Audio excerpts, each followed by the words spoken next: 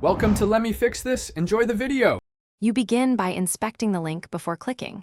First, hover to reveal the full URL and read the domain carefully to catch typos or extra words.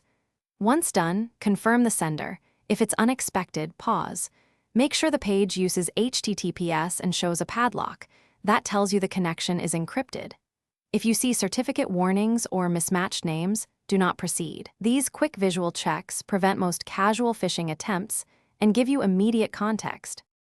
Once the basic checks pass, perform deeper verification using a reputable link scanner or an online service that analyzes URLs. Paste the link into the tool rather than clicking. If the link is shortened, expand it to reveal the target destination and watch for redirect chains. You should also inspect any query strings and look for unusual ports or subdomains that impersonate real sites. These steps reveal hidden behavior and help you understand whether the link points to a legitimate resource or a trap. You finish by validating in a controlled way. Open questionable links in an isolated browser profile, virtual machine, or sandbox to contain risk. If a download starts, pause and scan the file with antivirus and check its reputation before running anything.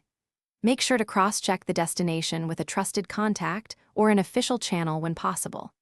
If suspicions remain, report the link to your IT team or platform and delete the message. Troubleshooting tip: if a site behaves oddly, clear caches and re-verify from a fresh environment.